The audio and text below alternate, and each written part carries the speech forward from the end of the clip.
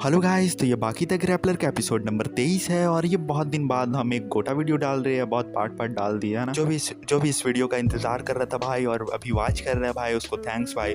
और इस एपिसोड के स्टार्टिंग में दिखाता है यूजीरो अपने पीठ के डीमन को दिखा रहा है और सभी लोग देख के हैरान हुए हैं। इज़ामोटो भी कहता है इसे देखने के बाद ऑडियंस भी स्पीचलेस हो चुका है। काटो कहता है सही में यूजीरो मॉन्स्टर है। लुटिनेंट बाकी के पास आकर बाकी से कहता है कि तुम्हारा यहाँ अचानक से आ जाने की वजह से अब डोपोसिप मैच नहीं हारेगा। लुटिनेंट कहता है जरूरी है सभी के लिए शॉकिंग होगा, लेकिन अब यूजीरो अपने ट्रू फॉर्म में फाइट करने वाला है।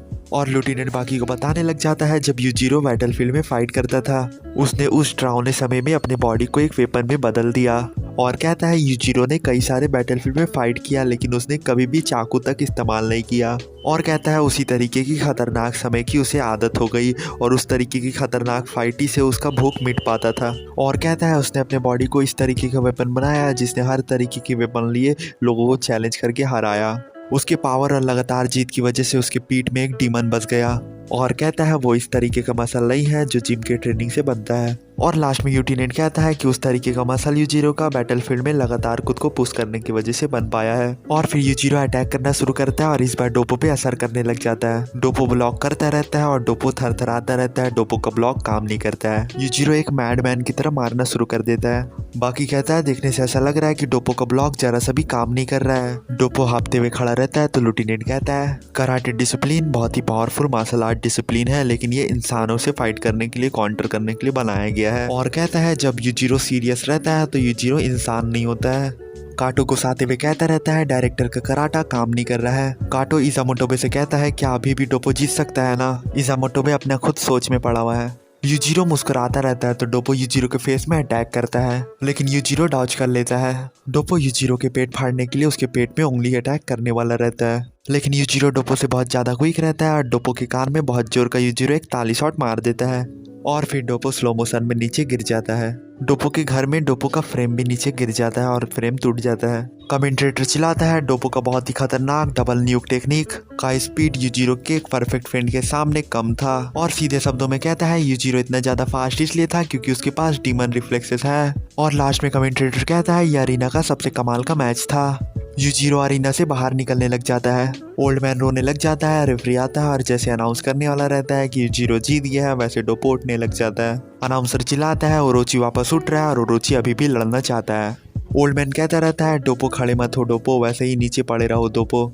यूजीरो डोपो की तरफ मुड़ जाता है और डोपो अपने मन में कहता रहता है राइट हैंड की काली उंगली और फोर आर्म का 2 हड्डी, लेफ्ट हैंड का फोर आर्म और शोल्डर, दो छाती का हड्डी, एक साइड का जबड़ा का हड्डी, 8 जगह मेरा कटा है और 26 जगह मेरा मार के दाग कर दिया यूजीरो ने, मुझे महसूस हो रहा है कहता है डोपो। और कहता है मेरा कान का पर्दा फाड़ दिया और ऐसा लग रहा है मेरे दिमाग में भी ब्लड बहता होगा। और हंसते हुए कहता है लेकिन इन सब से क्या होता है, अगर इस पल में मैं अपना पूरा नहीं दूंगा तो मैं अंदर से मर जाऊंगा और अंदर से मरने से अच्छा मैं बाहर से मरना पसंद करूंगा। यूजीरो कहता है डरावना ओरोची वापस से उठ चुका है। डोपो दौड़ते हुए यूजीरो पे अटैक करने जाता है लेकिन यूजीरो डोपो के एक आंख में मार के उसका एक आंख फोड़ देता है। ओल्ड मैन डोपो की तरफ चिल्लाता है डोपो मैच को रुकवा दिया जाए। डोपो उंगली हिलाते हुए मैच रुकवाने से मना करता है। और फिर यूजीरो अपने पावरफुल अटैक करने के लिए पोस्चर लेता है तो ओल्ड मैन यूजीरो के पीठ को देखकर कहता है जैसे डीमन फेस रो रहा हो। और यूजीरो कहता है इस टेक्निक को यूज किए हुए मेरा बहुत लंबा समय पार हो गया, अभी मुझे बहुत अच्छा लग रहा है। और फिर यूजीरो अपने बॉडी को ट्विस्ट करता है और ट्विस्ट को खोलते हुए अपने बॉडी का बहुत ज्यादा पावरफुल पंच डोपो के हार्ट में मारता है। यूजीरो का पंजा अंदर घुस गया रहता है और यूजीरो वहीं पर ही उसे होल्ड करके रखता है। लुटिनेंट बाकी से कहता है कि यूजीरो जब अपना डीमन वाला मसल्स को एक्टिव करता है तो उतना ही पावरफुल अटैक करता है जितना वो कर सकता है। और लुटिनेंट कहता है यूजीरो की इस टेक्निक की स्पीड, टाइमिंग और तोड़फोड़ करने की एबिलिटी इंसानी समझ के बाहर है और इस टेक्निक के खिलाफ कोई भी डिफेंस काम नहीं करेगा।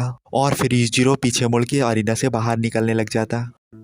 रेफरी आकर यूजीरो से कहता है कि तुम्हारा ओपोनेंट अभी भी और अरीना में खड़ा हुआ है और अगर तुम अरीना से बाहर निकल जाते हो तो ये माना जाएगा कि तुम मैच से फॉरफिट हो गए हो और तुम्हारा ओपोनेंट ऑटोमेटिकली मैच जीत जाएगा। यूजीरो पीछे उंगली दिखाते हुए कहता है सही से देखो वो मर चुका है। ये सुन के काटो को बहुत बड़ा झटका लगता।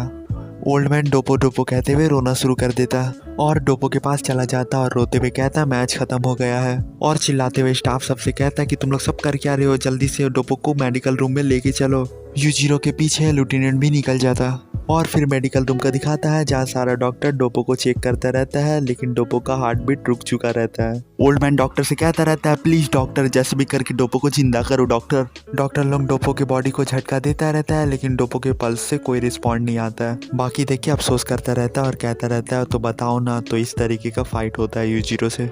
और फिर दिखाता है एक पर्सन व्हील चेयर में अंडरग्राउंड अरीना आता रहता है। डॉक्टर झटका देता रहता है, लेकिन डोपो के हार्ट से कोई रिस्पॉन्ड नहीं आता। डॉक्टर डोपो के छाती में बैठ के मारने लगता है और उतने में ही एक स्टाफ आता है और कहता है, चैंपियन टाइम हो गया है, क्या आप अभी आ रहे हो? अगर नहीं आ रहे तो आप रेडी रहिएगा, आपका फाइट का टाइम हो गया है। काटो कहता है, बाकी तुम्हें जाना चाहिए। बाकी कांपता रहता है तो इज़ामोटो काटो से कहता है, काटो अभी उसे मत बोलो। डॉक्टर टोकुगावा से कहता है, माफ करिएगा लेकिन अब कुछ नहीं हो सकता। ओल्ड मैन काटो इज़ामोटो सब अपना मुंडी नीचे झुका लेता है। उतने में ही बड़ा सुनोगी वहां पर ही आ जाता और कहता, मैंने सुना है यहाँ पर किसी को मेडिकल केयर की जरूरत है। ओल्ड मैन रोते हुए कहता, हम लोगों ने हर कुछ ट्राई करके देख लिया। सुनोगी कहता है, अगर आप लोगों को प्रॉब्लम ना हो तो मैं एक बार पेशेंट को चेक करना चाहूँगा।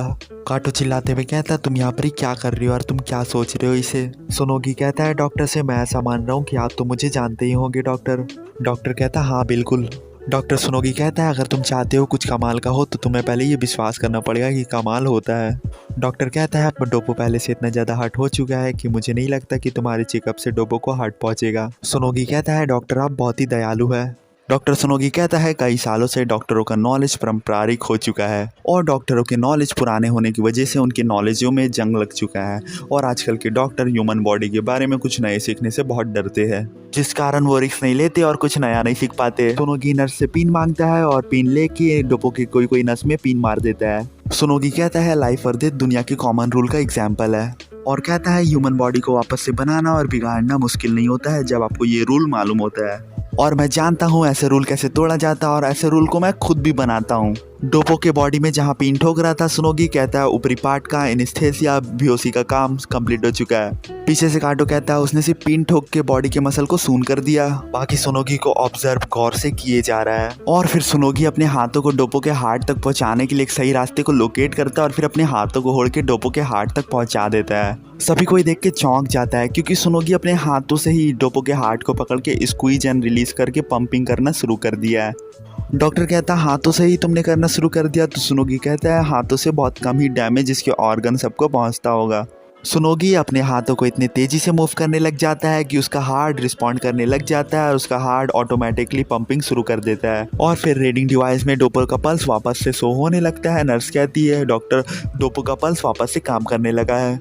ओल्ड मैन बहुत बुरी तरीके से चौंक जाता है और सुनोगी कहता है, मैंने डोपो को इतना जिंदा कर दिया है कि अब वो खुद से सांस ले सकता है और कहता है, बाकी सब मैं आप डॉक्टरों पे छोड़ ही सकता हूँ और कहता है, जितना जल्दी हो सके उसे उतना जल्दी ही रियल हॉस्पिटल में ट्रांसफर कर दीजिए, ये 2-3 दिन में सही हो जाएगा। और फिर सुनोगी बाकी की तरफ देखते हुए कहता है, तुम्हें देखने से मुझे ऐसा लग रहा है कि तुम जिंदगी और मौत को लेकर कुछ ज्यादा ही परेशान हो रहे थे और कहता है, डरो मत, अगर मुझे तुम लोगों का भी दबा के तुम लोगों को जिंदा करने का मौका मिलेगा तो मैं जरूर करूंगा। और कहता है, हम डॉक्टर के लिए जिंदगी और मौत इतनी परेशान होने वाली बात नहीं है क्योंकि ये हर रोज होता है।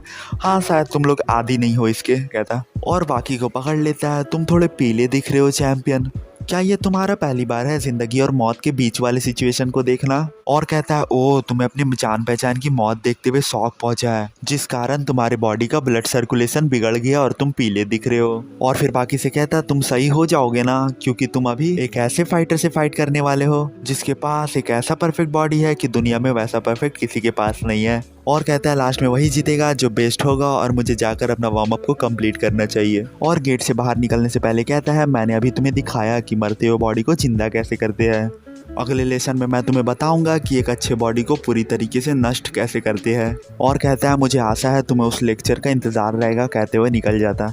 इज़ामोटो पे कहता है, ये फाइटर को देखने के बाद मुझे ये समझ आ गया है कि यही वो फाइटर है जिसके पास सारे फाइटरों से ज़्यादा बॉडी के बारे में नॉलेज है। और कहता है, मुझे ऐसा लग रहा है कि उसका बॉडी डिस्ट्रॉय करने वाला टेक्निक जो भी होगा बहुत ही खतरनाक होने वाला है। बाकी मन में कहता रहता है, मेरे पास कोई चांस नहीं है, मैं कैसे जीत सकता हूँ। और फिर दिखाता एक एम्बुलेंस आता, डोपो को मेन हॉस्पिटल ले जाता। ओल्ड मैन रोते हुए कहता है, वर्ल्ड का स्ट्रॉन्गेस्ट मार्शल आर्टिस्ट वर्ल्ड की स्ट्रॉन्गेस्ट से हार गया।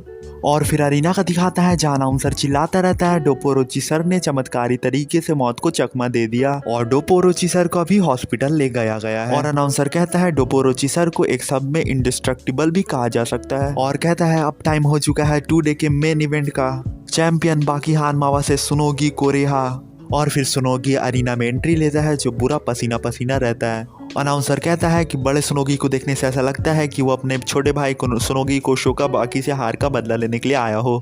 छोटा भाई अपने बड़े भाई को पानी रखने वाला रबड़ बैग फेंक के देता है। कमेंट्रेटर चिल्लाता रहता है, लगता है सुनोगी अपने पावर का नमूना किसी तरीके का एग्जाम्पल अभी देने वाला है। छोटा भाई अपने मन में कहता रहता है, क्या सही में भैया आप उसे जान से मारने वाले हो।